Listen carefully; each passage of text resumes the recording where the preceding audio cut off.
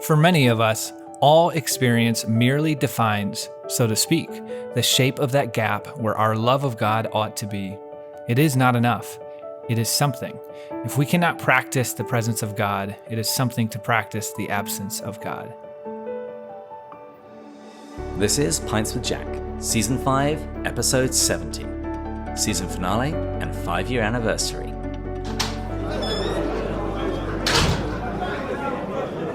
Good morning, everyone. Pints with Jack is your favorite weekly C.S. Lewis podcast. I'm David, and together with Andrew and Matt, we break down and discuss the works of C.S. Lewis. And today, we come to the end of Season 5. In today's episode, we're going to look back over the past year, look forward to Season 6, and read some reviews and some mail. However, not only is this the end of the season, it's also an anniversary. Because back in September 24th, 2017, Matt and I first published our very first episode of our podcast, which back then was called The Eagle and Child. And so that means that when this episode goes live and is published, we will officially have been in existence for 5 years. How crazy is that? Well, David, you forgot to mention, I don't know if we've really done a official reveal / launch that we are officially a 501c3 too. This is true.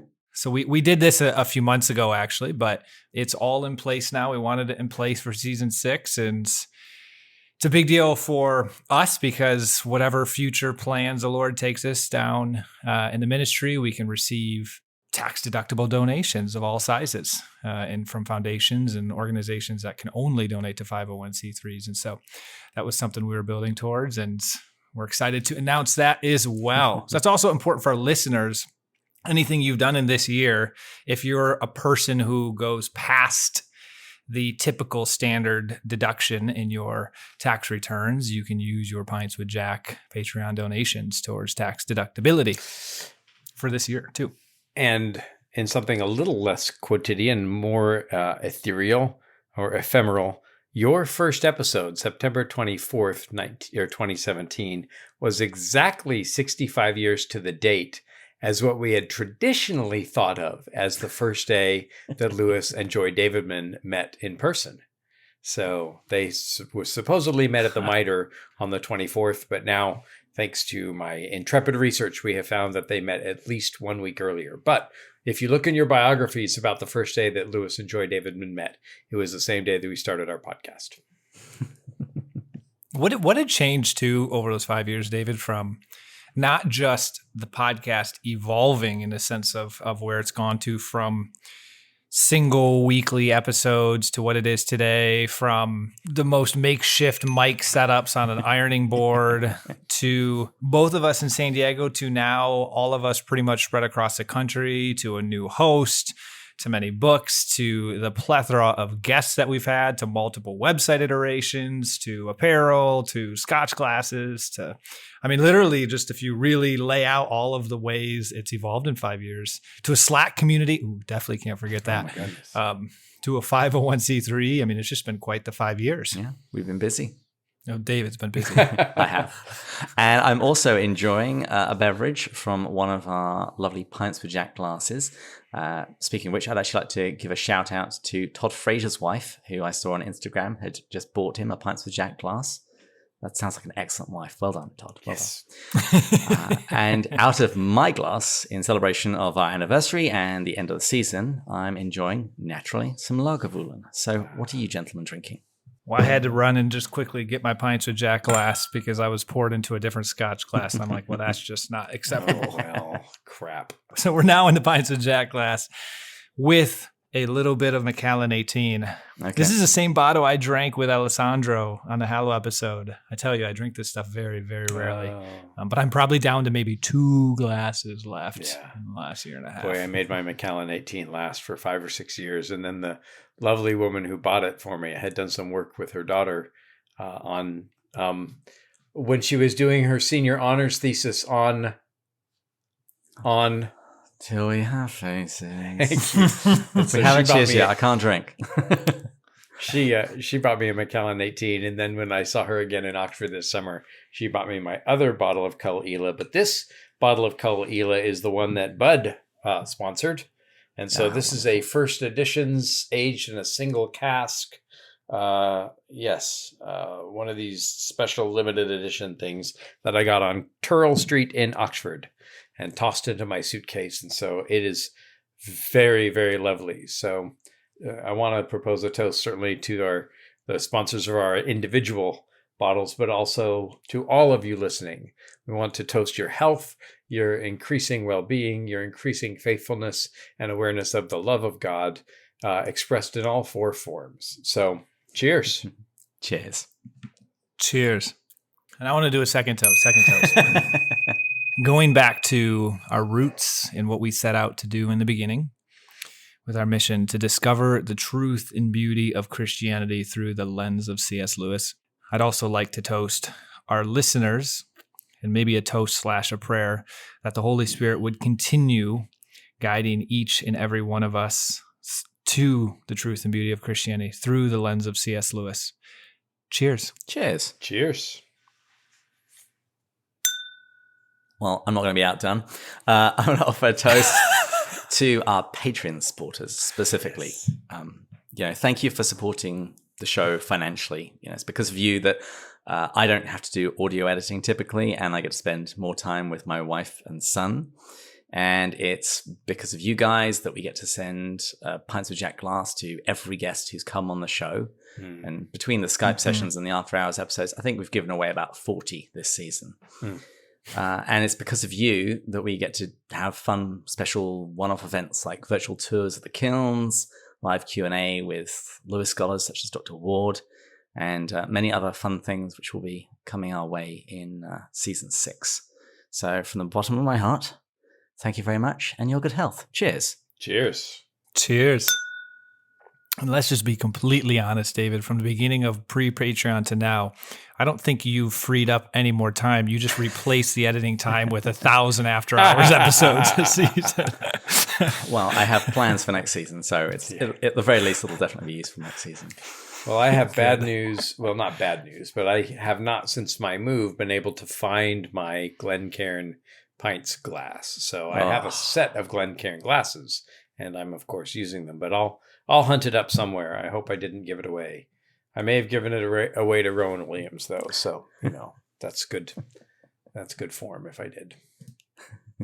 Well, before we look back on season 5, let's talk about next season. Because listener Joy L sent me a message asking, first of all, when is it starting? Episodes are going to begin being published at the start of Advent, so December 1st, which was a Thursday. So that'll be our first episode of next season. Next season, we will have fewer episodes, because back when COVID started, we increased our episode production, and we've been trying to chip back a little bit, and I surveyed our Slack users, and everyone said it wouldn't be a big deal to cut back a bit. So in season 5, we had 70 episodes. Season 6, I estimate we're going to have like 50, maybe a little less. We'll still have an episode every Tuesday, so you'll get an episode each week, but there are going to be fewer of those episodes on Thursdays. And we've mentioned it a few times before, but I recently actually had a couple of messages asking what book we're going to do next, and it's going to be Out of the Silent Planet, the first of Lewis's space trilogy, Ransom trilogy, sci-fi trilogy, whatever you want to call it. Interplanetary romances. There you go, says the man getting a doctorate in romantic theology. Well, I think that's what Lewis called them. Well, that's actually another question that we've had for the people that do know that we're doing Out of the Silent Planet next. They asked, are we going to do Perelandra and That Hideous Strength in the subsequent seasons? And we will do them, but I don't think straight after, because it is tempting, but we like to vary the literary genre each season. So we don't just do one set of letters and another set of letters, or another very didactic Christian book and then another didactic Christian book. We like to show the range of Lewis's writings. And also we've got another reason, because around the time we should be starting season 7, an annotated version of Lewis's spiritual autobiography, Surprised by Joy, should be coming out from the Wade Center. Oh. So we're going to be pitching that pretty hard. And also it saves us lots of research. So we just read the footnotes and sound smart. Then I disagree with them and tell them where they got it all wrong. Well, we should probably have a look in season 7 then at Early Prose Joy as well. I think it's good to skip around genres, because Paralandra and Out of the Silent Planet pair very nicely together, but that hideous strength is a bit of a jump from the other two. And I always recommend, and in fact, I'm writing a paper, doing a presentation for Northwood Seminary on the comparison of that hideous strength with Charles Williams' novel, Place of the Lion. And so if you've never read the trilogy before, I actually encourage you to make it a tetralogy. Read Planet, read Paralandra, read Charles Williams' Place of the Lion, and then read that hideous strength. And that would clog up way too many seasons. So although I would like to charge through as well, I salute your idea of jumping around. And as in previous seasons, after we finish our primary book of the season, we'll have a number of themed episodes. Naturally, we'll have our usual Narnia month, and this time we'll be reading The Magician's Nephew, which is a book about Venus and the last fiction that Lewis wrote before his next novel about Venus, Till We Have Faces. And since this is the book which is read first in chronology... I wish we had video of that. That was beautiful. Respectable. We'll probably... Andrew, I'm cutting you off. Yeah. Well, I still have to go to church this evening. Can we record that homily? Yeah, absolutely. Well, I'm not preaching tonight, so I hope that we'll have Kristen back. She's got a bunch of great things to say about Magician's Nephew. Mm-hmm. And since it's the first book in the chronological ordering of Narnia, expect plenty of rants about why you should do it in the publication order. Amen. Also, this past season, I interviewed Dr. Jeffrey Johnson about the man whom Lewis referred to as his master, George MacDonald. And from the feedback based on that episode, we've decided that in season 6, we're actually going to have a month devoted to MacDonald, discussing his theology, his imagination, his children's literature. And lastly, we're going to have a series which I'm rather anticipating will actually recur every season going forward. And we're currently calling it Jack's Bookshelf. The books which Lewis read were crucial to his formation. And so we think it's going to be good to spend a month each episode looking at some of the authors that really shaped him, like Shakespeare, Dante, Milton, Jane Austen. Because he read so much, one person, unless you're Jack Lewis, can't read all of it. So what we'll at least do is give you a bit of an introduction and maybe tempt you into some new authors that you might not have delved into very deeply. And don't worry, listeners. David said an episode a month every episode, but what he respectable. A month every season. Yeah.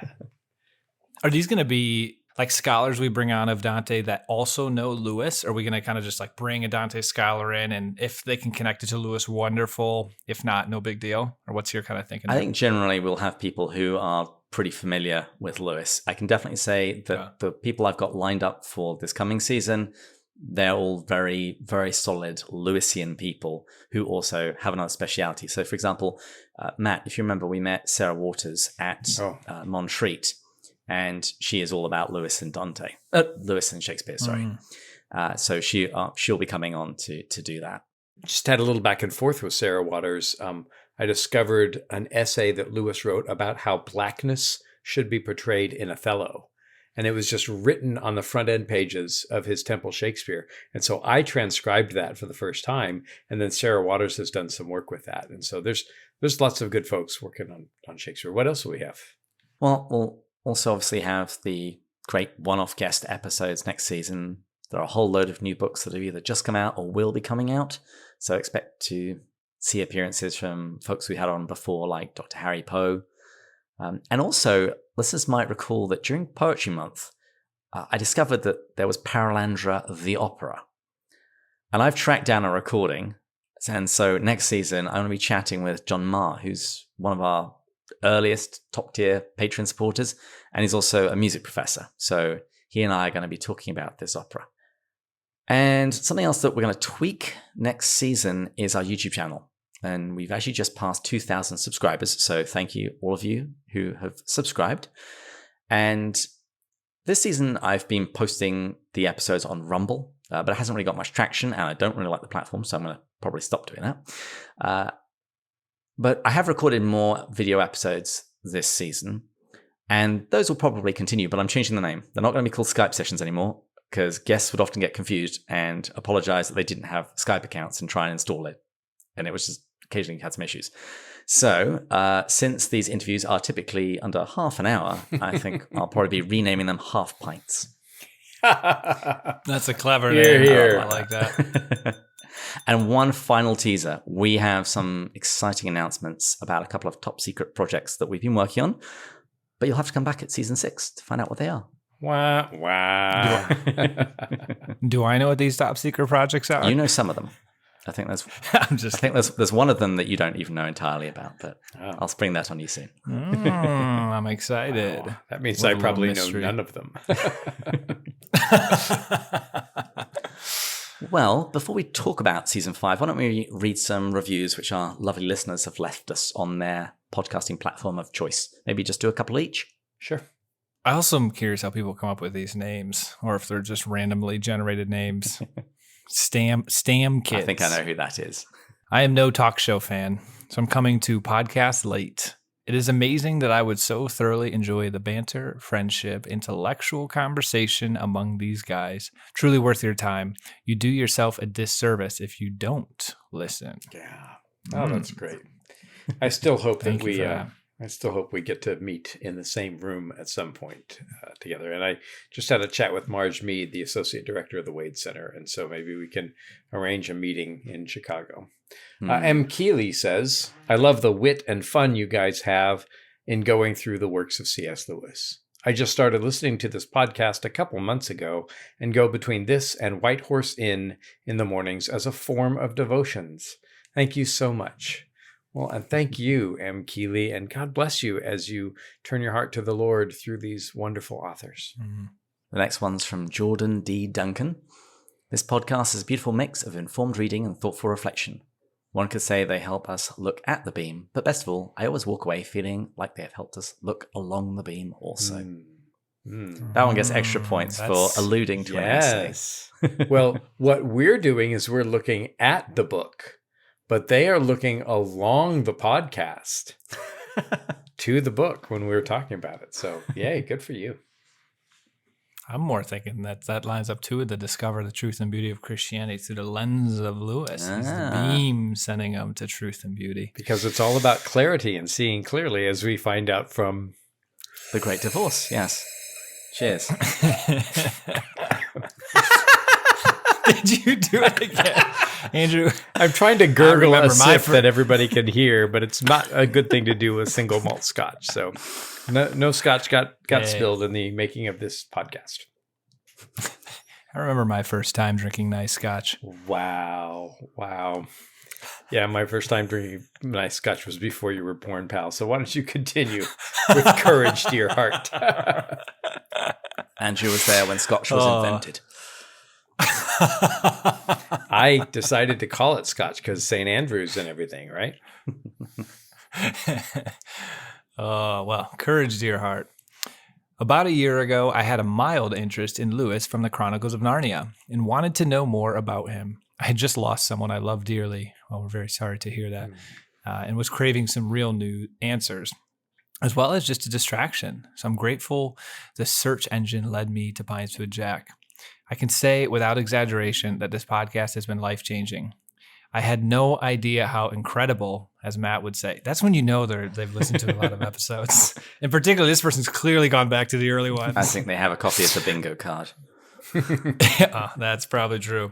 How incredible Jack's works are. He was a master of making complex subject matter approachable and enjoyable.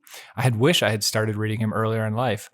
The hosts present the material perfectly. They are a pleasure to listen to and help so much in breaking down all that is hidden. They offer so much insight that I have to often pause the episode to ponder. Episodes oftentimes resonate so much that I am brought to tears, but fortunately, they also usually keep me laughing with their banter. I'm only at the end of season 2. Yes, there we go, going through from the beginning. But fully expect the greatness to continue. Cheers, fellas. Wow, she said all those nice things, and I wasn't even part of that. You weren't even Just there. wait till the treat that she has. Oh, that's a good one, Andrew. Personas Bud said, this podcast is both entertaining and relevant if you are new to C.S. Lewis or have read every work that he has ever produced. The host's knowledge of the topic is deep and profound. That's plural hosts, but we'll let that stand. Often on podcasts, the hosts only want to show off their knowledge of the topic. It's important for me to note when guests appear on the podcast, they allow the guest to take the main stage. Like skilled interviewers, they provide questions and comments to facilitate the discussion without taking over the conversation. This allows the guests to speak freely and maximizes the quality of guest episodes. Imagination is such an important part of Lewis's writings, it seems only fitting that they have set an imaginary stage where each podcast is taking place in an English pub.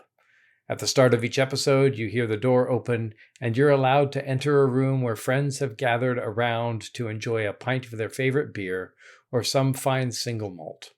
My advice to you, get a glass of your favorite beverage, sit in a comfortable chair, load up an episode, and allow your mind to be broadened by hearing thoughts, words, and insights of one of the greatest writers of our time. Further up and further in. Hear, hear. Isn't that a lovely review? It's also quite long and interesting. You just like it because they spelled favorite with a U. Well, that's how you know they're a quality person. I always appreciate when people, I don't know if this is like acknowledge or the interviewing side of things, because I think I speak for all of us. We try to be very intentional not to put our own views on it, but just like, hey, this is a chance to like people speak. And I know, David, you did a lot with the Ecumenism month, and there's probably people on there that you did I say that right? Did I say that right? Ecumenism. Dang it. Ecumenism. I saw their faces. Anyway, sorry, you were saying nice things about it. Yeah. Just it's because that is something I try to pay attention to when other podcasts I'm listening to, is when they try to steal the attention or like push their agenda. And I'm like, hey, you're just bringing this person on to allow them to share their side and to be able to learn from them and to dive. And at best, maybe you dive a little bit deeper into something you disagree with just to hear them expand on it more. But I always find it disrespectful when the interviewer like tries to disagree too much. Well, and I'm going to have to echo what you say and raise a glass to our intrepid David Bates, because as often as not, I'll be assigned interviews. I'll click on the document, and just about any decent question I could possibly want to ask is already there. And David has really done the yeoman's work to set the stage. So to David. To me. To David. Well, our last review is from C.S. Lewis fan. Pints with Jack is a wonderful podcast. I've listened to every season at this point. It's the perfect thing to play in the background that simultaneously entertains, challenges, and uplifts you. The hosts are super knowledgeable about Lewis and make the subject matter feel approachable, no matter how challenging the topic.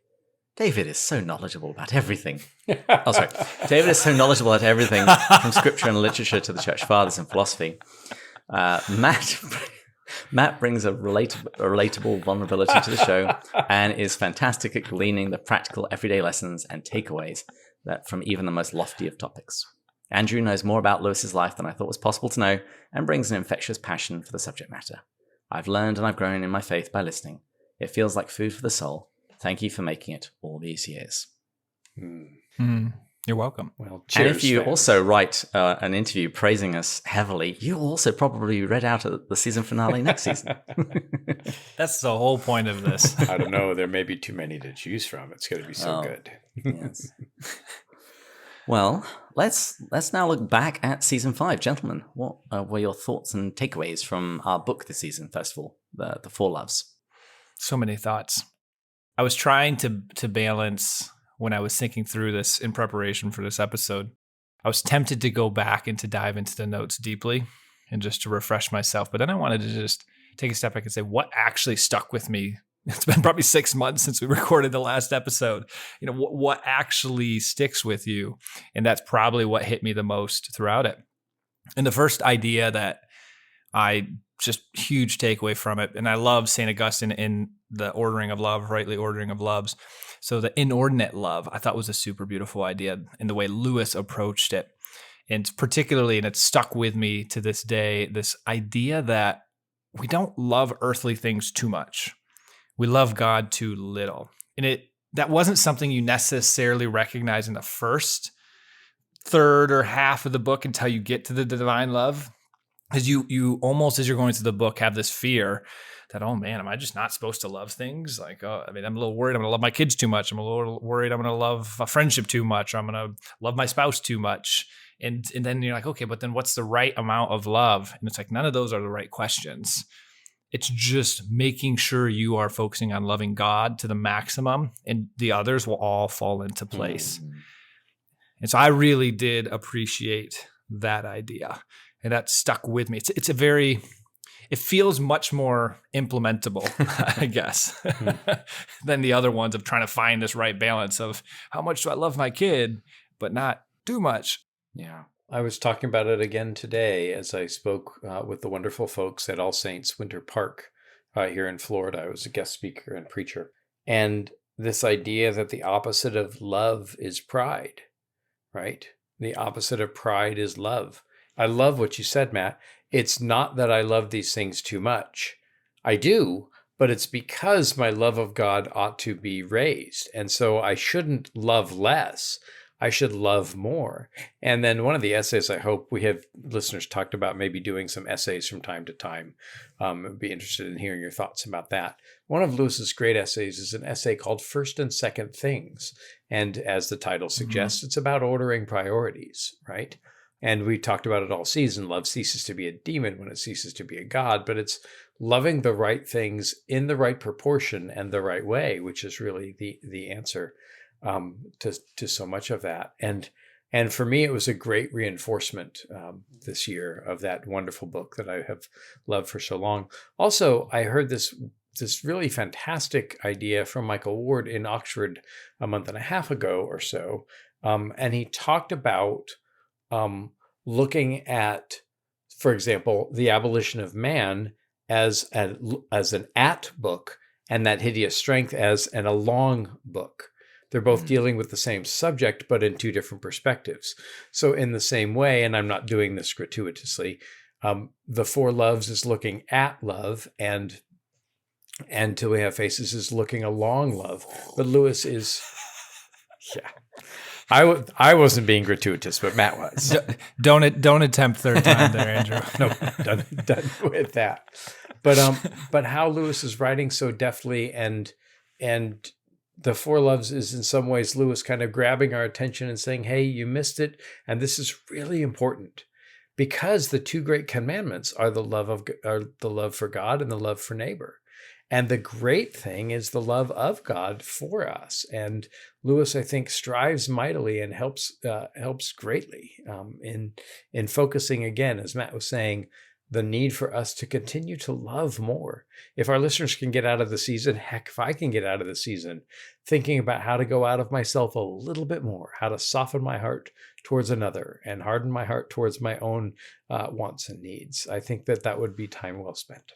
Just as an aside, I was going to mention this later. There is actually now a podcast called Lesser Known Lewis, and they are going through Lewis's essays. They've reached out. We have talked. There will probably be a crossover at some point, but they're really great guys. So go and listen to them. I think it's well worth listening. Well, and we should also mention that that Jerry Root has got a book called The Neglected C.S. Lewis, and so, I made sure they knew about it. Good. It was fun for me to review a copy of that. I wrote a little blurb for them. But I think that also brings another highlight of the season was our conversation with Jerry Root. And listeners, we hope to do that a great deal more. Yeah. I want to call the segment Getting to the Root of Things. Oh, that's a good one. That's a good one.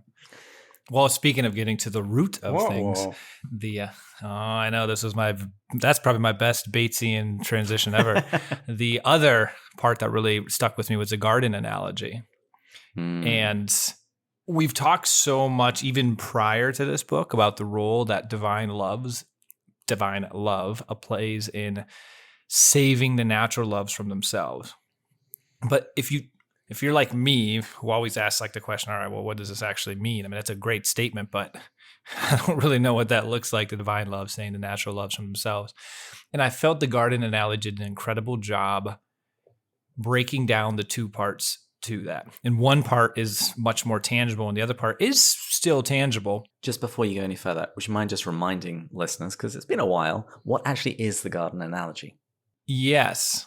It's the idea that if you don't do anything to like a forest or woods or wherever you're going to put a garden, it's just going to be weeds. There's going to be stuff growing, but it's not going to be beautiful. It's not going to be kept. It's not going to be the way you want. It's going to be very wild. A garden requires putting boundaries on things. A garden requires digging things out, putting things in, maintaining things. And that's where there's this two parts. And I'll explain this now and then come back to the garden thing. Virtue and grace. So think of the virtue side as the gardening, our role in maintaining the garden, making sure we're putting restraints around the garden to keep certain things out, to allow certain things to come in, to try to pull up weeds. That's our daily striving for virtue. With that said, and this is where I think this is such a powerful analogy, the grace side of it, if you do all of that, but you have no sunlight, it doesn't matter. Your work is completely fruitless. And so if you don't have the natural things, or I guess actually more like the divine things that are coming in, that are provided from our Heavenly Father that allow the garden to grow, your work, and I'm actually using that word intentionally here, is worthless. And so it's a really beautiful analogy of we still need to do stuff. If you just let the sun and the water come in without any of your effort, it's not going to actually work either. And I just thought that analogy was incredible of really the balance between virtue. That's really a lot of what we do in our daily life, and the importance of striving for virtue. And don't be turned off by that as like, oh, it's work, you're earning heaven. It's not. And then the grace, the sun coming in. And so I just thought that was an incredible analogy of how our natural loves, we look at it that way. What's the way that we can make sure we're bringing virtue to our friendships, virtue to our affections, virtue to our eros, but never forgetting that it's the grace that comes in. Now you can also unpack, how do we receive that grace? Let's go back to Lewis of the divine life from belief, bread, baptism. That's more from his. I think different denominations might expand on that a little bit, but that's a good Lewisian starting point, making sure you are receiving the sacraments, make sure you're receiving the Holy Communion, make sure you are spending time in Scripture. Those are the ways you receive that grace. Prayer. So I feel like that's all very tangible things, and that really helped me specifically. Listeners, I'll remind you that Lewis's description of how to acquire a virtue is to repeat an action until it becomes a habit, and to repeat a habit until it becomes characteristic of who you are. So if I want the virtue of humility, I should first of all admit that I'm proud. Right? That's what Lewis says as the first step to humility in mere Christianity. And then I should acknowledge my pride, and then I should examine the sources, and I should take some steps, and I should hold my tongue or ask about somebody else. I should take some action about pride, that take some humble actions. And then I should make that into a habit until that kind of starts to sink into me. I love the garden analogy because it reminds me of what Lewis said elsewhere about the task of the modern educator. He said it's not so much to tear down jungles, but to irrigate deserts. But I think that while that may have been true in the 1940s or 50s when Lewis wrote it, I think that now our task is to tear away those things that obscure us and keep us from the actual garden, as well as irrigating the deserts and turning them into gardens. Well, for myself, going through the Four Loves this time, as always, I appreciated going through a book slowly. And I almost felt ready to take on Dr. Love himself, Dr. Jason Lapoyavi, after we'd finished and try and go toe-to-toe talking about love. Unfortunately, I still don't think I quite know what love is. And so I'm actually doing his Theology of Love course at Davenant Hall, which will be starting, I think, later this month. Wonderful. I'll be curious your answer because I didn't walk away from the Four Loves being able to answer that either. But what I will say is I did feel like I could answer much better, like what love is relative to God in relation to God. So I might not be able to answer it in an absolute basis, but I feel like I can really better understand what everything looks like in relation to God. Well, I had a Skype session with a Dominican from the Dominican House of Studies in DC to talk about St. Thomas Aquinas' conception of love. And I'd actually say it mapped fairly nicely onto the Four Loves, but offered a bunch more clarity. for example, affection there's a lot of biology, and definitely so is in Eros, whereas say friendship is more intellectual. So Thomas makes more distinctions between these different kinds of things, and he sets up his framework chiefly in terms of concupiscent love and benevolent love. So concupiscent love is when I love something because of what I get out of it, which is kind of like need love. And then benevolent love, which is when you're loving something for itself, which is rather like gift love. And so it was really interesting to come at the subject again, now with yet another different lexicon, but with somebody else's framework still very much in my head.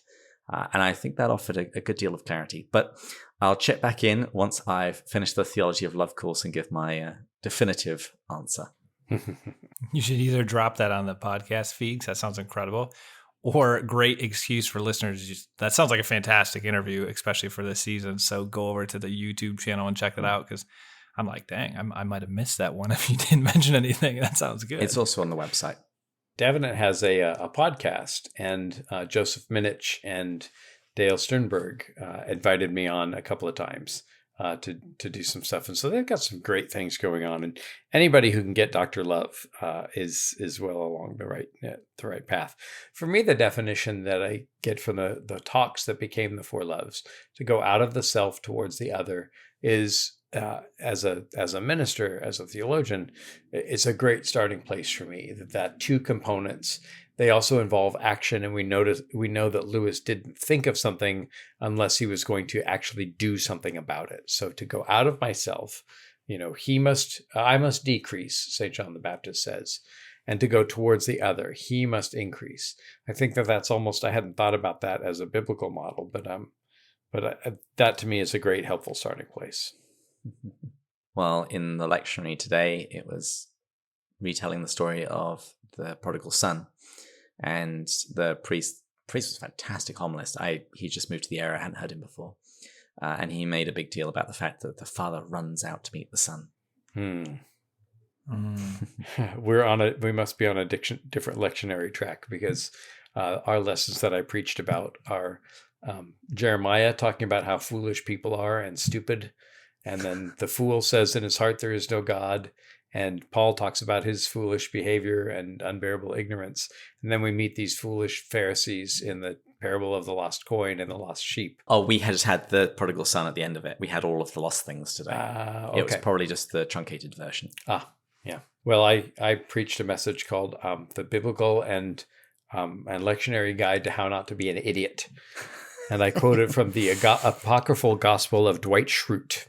I was just going to say, I always think to myself, what would an idiot do? And I don't do that. And I don't do that thing. But that idea of not being idiotic is this idea of the repentance, the turning around, the going home, is what Frederick Buechner calls repentance. And that is that prodigal son. And so it's returning to where you know that love awaits you despite what you have done. And that's constantly the move. That's the move that I need to make every day. Returning to the place that I know that love awaits me despite the things I've done. Well, what were some of the other highlights of this season for you guys? Favorite interviews, favorite series? I'll say I'm biased, obviously, but I really enjoyed A Severe Mercy Month. It was fun to be able to go back to that so many years later as a very different person, as hopefully slightly smarter with life, maybe slightly more mature, a little bit more knowledge around Lewis. And so it was a joy to go through it, honestly, very selfishly. And it was a joy to be able to share that with our listener base and hopefully inspire a few to read the book. And then I guess the other two things that I really loved about the season, Andrew, get ready. I thought that Andrew and Jerry Root episode was literally mind-blowing. I mean, that, like, the way, there was a very, very unique relationship of how you guys fed off each other that really worked with your personalities, your expertise. It was very unique to see. I was like, man, I could listen to this. The only disappointment I had was it, like, when it stopped, I was like, really? I would love another hour or two. It was 104 degrees outside, and I was smoking a pipe. You were smoking in every sense. I was smoking in every sense. It just kept going it pulled together so many threads of Lewis seamlessly in pulling on different works but then also it wasn't overly academic. It was incredibly relatable. It brought in beautiful like theology. It brought in love. It felt relational, but yet it was still academic to some degree. So I can't wait for getting to the root of it. Thanks for that. Was those two were highlights for me too. I marvel a little to hear your reaction because that's just how it is every single time Jerry and I sit down.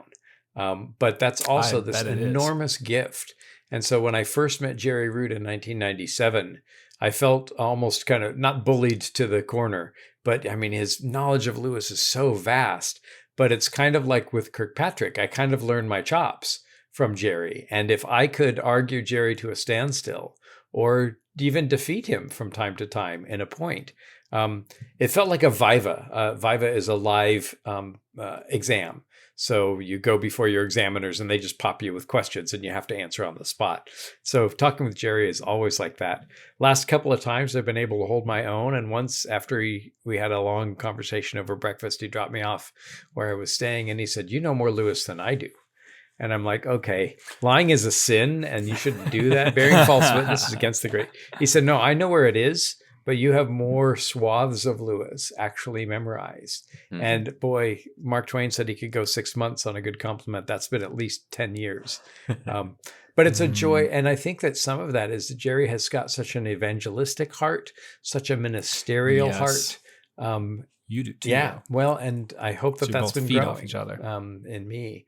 And so that was just great fun, but it just felt like the kinds of conversations that Jerry and I all have or often have. And so I'm glad that you all were able to eavesdrop. And I too loved the Severe Mercy Month, loved talking with Will Voss, loved reading his book about Sheldon Vannock and knowing more about that. And so it's been years since I had revisited.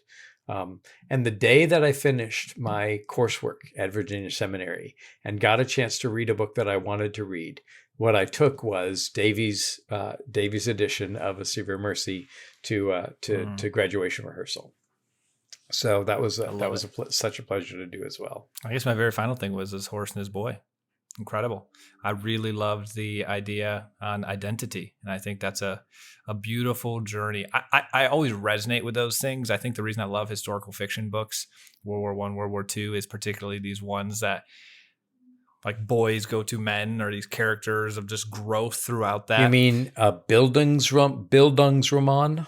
That just went way over my Bildungsroman. It's a German word for a coming of age novel. There's a literary term for that. He'd had too much scotch. He saves himself, and you totally redeem yourself. It points to the listeners that get that one. Yes, I love the coming of age kind of aspect of that, Matt. It's funny, actually. That was my description of you, Andrew. What Jerry said. What impressed me about you wasn't the fact of what you knew about Lewis, but the fact that a lot of his texts tripped off your tongue. I thought, this is somebody that doesn't just know it, but feeds on it. Well, it is very nourishing. And I think that's, I appreciate you saying that. Feeding off of it is and he continues to be so nourishing. Mm-hmm.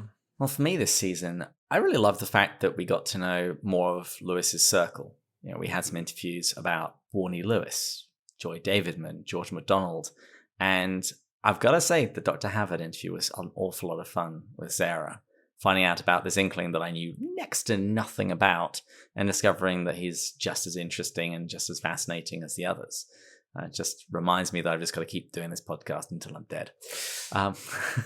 Well, and the fact that she's Diana's student, and she, I believe, please correct me, I think she was the one who discovered and told Diana that Dr. Havard wrote poetry. Which opened up a whole different aspect to Havard as an inkling. What else this year, David? We just had some great months. They were all amazing. I don't think I can pick one out of it. But I will say I really loved the introduction of the Common Room this season. Just having the three of us just jump on, half an hour, hit record, and just see what happens. Mm-hmm. Yeah, no, that was great fun. And we also just had some really fun Patreon events. When we got to chat with our listeners and we got to do some really cool things like watch the Narnia Code and then grill Dr. Ward about his thesis afterwards. He was so mortified that he paused He said he'd never had a pause like that in answering a question. So, we definitely made him work hard. And that we'll attribute it to the heat wave. Yes. And the punting accident. He had a punting mishap, and he came away with a black eye from that. I finally found out what it was. He had been punting with a friend. I thought he got hit with a paddle or something.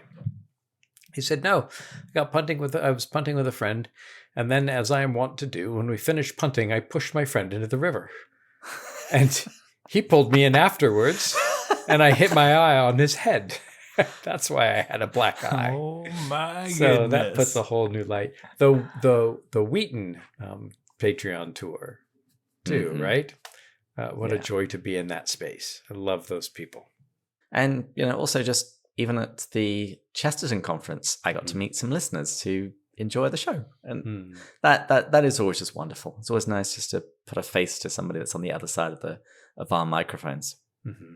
Well, time is marching on, so not only have we had some listeners submitting reviews, we've also had some lovely messages sent to us via Twitter, Instagram, YouTube, and our contact us page on our website. And we've got more than we could ever possibly read in a single episode, but how about we just do a handful? I'll kick things off with Tony O, who wrote a haiku for season 2. This is the lovely thing about having a podcast where there are past seasons, because people go back through them and then they send you comments and suggestions. And he wrote a haiku for when we were doing The Great Divorce. Green obsidian, the meadowlands of heaven. Ouch, that hurt my feet. Joy L, currently in the Four Loves. I couldn't have read this book without your help, as it's difficult to understand. So I'm really grateful. Thank you. Oh, you're welcome, Joy. Marty W, I'm only midway through Screwtape. I'm listening to you in publication order. Here's the publication order. Are you familiar with the Linear Library in Houston? Actually, I'm quite familiar with it. I visited there a number of times. I met Alistair McGrath there for the first time a number of times. Last time I saw Chris Mitchell, God rest him, was at the Linear Library. It does have a large collection of Lewis items, and Charlie Starr has been there and has done a fair bit of authenticating and dating of some of their original autograph manuscripts. I love Pints with Jack. Thank you for creating it. Well, you're welcome, Marty. Our pleasure for sure. And he sent me some pictures of the library, which you can find on our website. Ah, marvelous, yes. From Christopher B. One of my aunts told me about your podcast a few years ago. It took some time for me to warm up to podcasts, but I decided to listen to your first episode on friendship about a month ago, and I've been intentionally listening to The Four Loves and binging Screwtape ever since, as well as Orthodoxy through Pints with Chesterton. Well done, sir. Phil W. Love your content. Please keep it coming. Any plans for another round of coffee mugs? Ooh. Thanks and cheers. Yeah. Possibly. Unfortunately, we can't do coffee mugs on an ad hoc basis as we can our glasses, which means we have to order a load, get them sent to my house, and then send them out individually. So it's a bit labor intensive, but I wouldn't be surprised if at some point next season that happens. Lovely. But watch this space. Good. Mike G says, gents, I just want to say thank you so much for the podcast. It's been a real blessing, and I've grown in my appreciation of C.S. Lewis, and more importantly, I've grown in my faith because of it. Oh, amen, Mike. I appreciate all the work you do behind the mic and behind the scenes. That's David. And I also want to acknowledge and thank your families for sacrificing their times so you can invest into the podcast and into us. Thank you. My wife pays a price for this, and she's glad to pay it, but I appreciate your kind wisdom in acknowledging that. Be blessed, brothers. And indeed we are. And in a similar vein, from Marilyn P. Hello, David and Pints with Jack folks. I want to say congratulations and welcome to Alexander. For new listeners, that's my son. He's just turned 1. Such a blessing. I think you may come to know experientially, if you haven't already, what I consider to be the key difference in the output levels between Lewis and Tolkien. Not only was Tolkien running a department as a professor, he was raising not 1, not 2, not 3, but 4 children. His writing time was basically something like 1 to 3 a.m. Every blessing, Marilyn. I think there were other things going on there as well. I don't doubt that children were time-consuming, but let's just say I think Tolkien had a couple of character flaws that he could have worked on. I just read recently that when Clyde Kilby came for a summer in like 1972 or something like that, to help Tolkien finish the Silmarillion. Kilby was there all summer, really pressing Tolkien. At the end of the summer, Tolkien said to Kilby, "See, you weren't able to make me do it." So I agree with that. He was a dilatory man. Definitely. Oh, one from Poland, Matt. I know. Katarzyna. Katarzyna. We're going to roll with that. Katarzyna P. Hi, greetings from Poland. I am just writing to let you know that I am very grateful for your podcast as it helps me grow in my spiritual journey. I'm still catching up as I started listening long after you launched the podcast, and I don't want to miss any episode. I am now at the beginning of Screwtape, so still a lot behind. I'm so happy Lewis wrote a lot of books because you still have a lot to cover. We have a lot of joy ahead. One more thing. I just love the chemistry, firstly, between the two of you and then all three of you. It is a great joy observing how you relate to each other. Once again, a big thank you for what you are doing. Blessings. Kajia. Yeah. Lovely. Mary B says, "You've made our 6-hour drives between when we're living and where we're building our house way more productive. I actually look forward to the drives because of Pints with Jack." Mary, I would suggest you get a faster car, but then you might miss something, so I'll just hold off on that. Now, for the next one, if you recall in our Horse and His Boy episodes, when we were talking about Shasta and Corin, we mentioned the various Trading Places movies out there, like Freaky Friday. And one of the movies that I mentioned was the 1988 movie Vice Versa, starring Fred Savage. Well, in response to that, on Facebook, Cody Q pointed out something amazing. He said, Vice Versa was a remake of a movie from 1948, which was based on a book by F. Anstey, of which C.S. Lewis was a fan. From what I remember hearing, he loved the book's negative portrayal of boarding school. It's a fun read. You should check it out sometime. How is that for a connection? Nice. I love it. The next one isn't quite so much a message, but we were tagged in a blog post from Peggy Hassler, where she asks, "How did I not know about this podcast? Pints with Jack, already in its 4th season, is a feast for Lewis lovers, and its 3rd season was devoted to Till We Have Faces." Lucky you, Andrew. These conversations are the perfect companion. Companion to the book, with quick summaries of each section and interviews with experts along the way. I could binge on this podcast forever and not catch up, but I'm trying. And David, was this the one that also you sent me the Hallow thing for? So I sent it along to Alessandro and he was like stoked. So she listened to the Hallow interview with Alessandro, was convinced to get the premium content, and now fully sees why you have to pay for it because of just what an incredible production quality, content quality, user interface, everything that goes into building that kind of experience. And it was cool to see her just praise it so highly. Great. Next comes, we were also tagged by Michael Kelly Poetry. That's Kelly with 2 E's. After 2 months, I just finished binging through every single episode to date. Wrote this haiku to express my gratitude to the co-hosts for the great work they do. Sadly, the best segment of the show only lasted for the 2nd season, during which David wrote a haiku for each section. Sorry, Matt, but your disdain for poetry is unacceptable. Though as a poet, I may be biased. Wow, did he include the haiku? I can't remember if that was the one that I read earlier or it was elsewhere. It was wonderful, I'm sure. It was wonderful. I'm sure it was quite good. And I'd like to see... I'd read it again. There we go. Haiku on the spot. No extra charge. Well, gentlemen, that's pretty much the wrap up of season 5. So before we do the official sign off and Andrew runs off to somehow drunkenly officiate at another service, what are you guys? We drink planning? wine at our service, dude. This is just a cocktail appetizer. Catholics also drink wine at our services, but only accidentally. Domestic scholars are falling about themselves right now. That's a funny joke. But what? Substantially. My jokes are always substantial. But what are you guys going to be doing between now and the start of season 6? prepping for season 6. Obviously, I have purchased, if listeners want to follow along, I've purchased Deeper Heaven, A Guide to the Ransom Trilogy. I don't remember what Diana Gleyer's book is called. Compass. Wait, Compass for Deep Heaven. Yes. Compass for Deep Heaven, and then obviously the book itself. So over the next couple months, I will be reading all of those, or at least the parts that relate to the season. Let's be honest, I'm not going to get ahead of myself. There is such a thing as being over-prepared. Yeah, I can't be over-prepared. I would lose my role on the podcast as the person that's just kind of fumbling along.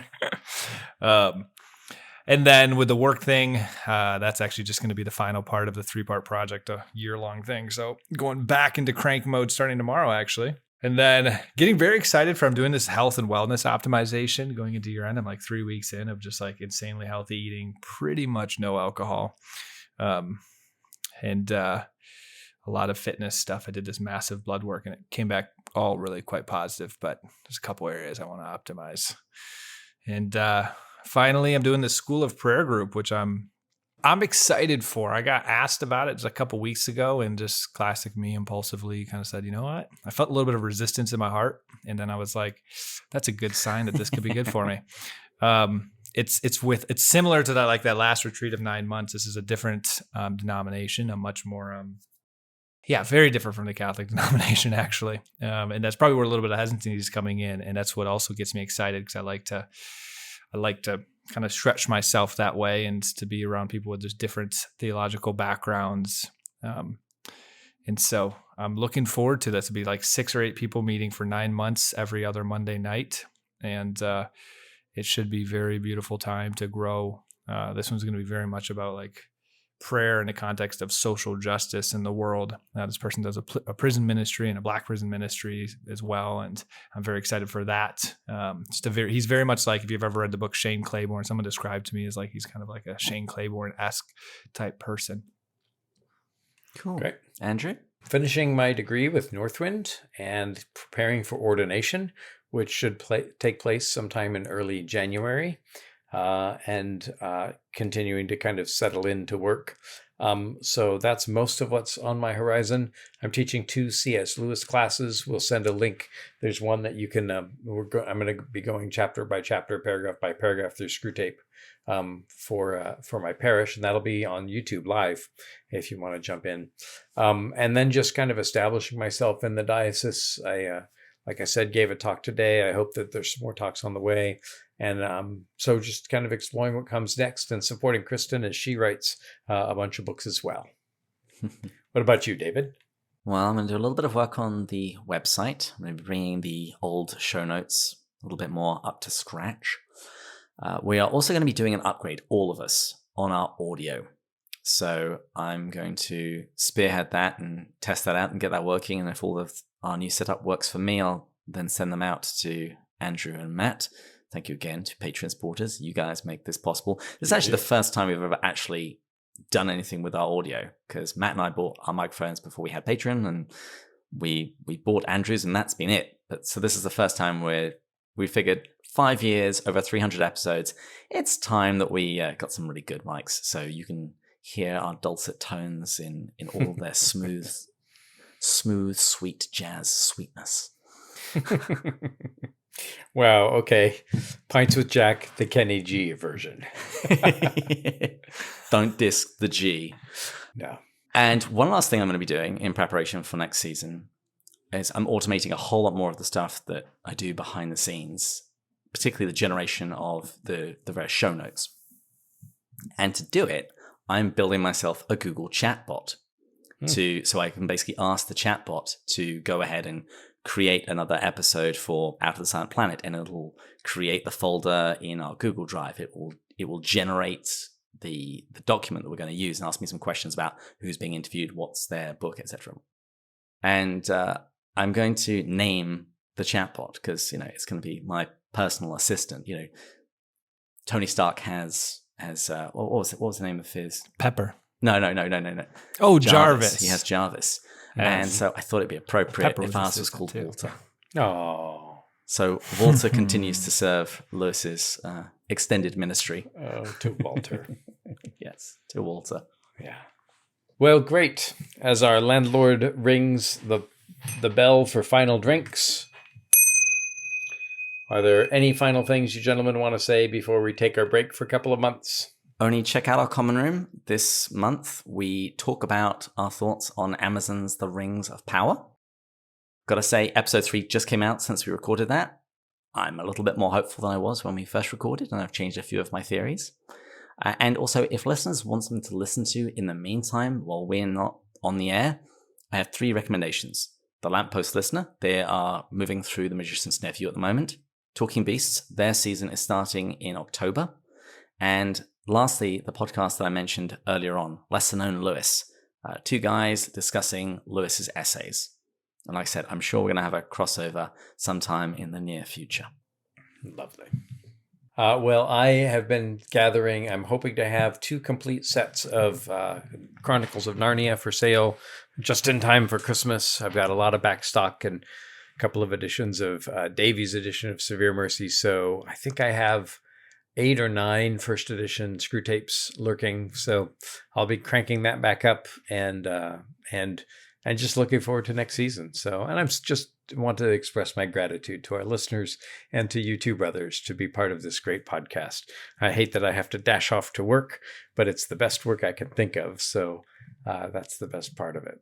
Well, thanks to all of you for spending this time with us. And thanks especially, as we've said throughout the episode, to our Patreon supporters, particularly our top tier supporters, Marvin, Joelle, and Angela, Deborah numbers 1 and 2, Amanda, Thomas on Narnia Mouse, Bill and Joanna, Snort and Bud, Shane, John, Kevin and Brian, Kay, Paul, Kimberly, Gillis, Gary and Stephen, Matt and Kelly, Chris and John, James, Kate, Peter, David, and Rowdy. So please keep an eye on our social media and on our website, pintswithjack.com, and join us next season, When we'll be going further up. And further in. Cheers! Cheers! Cheers.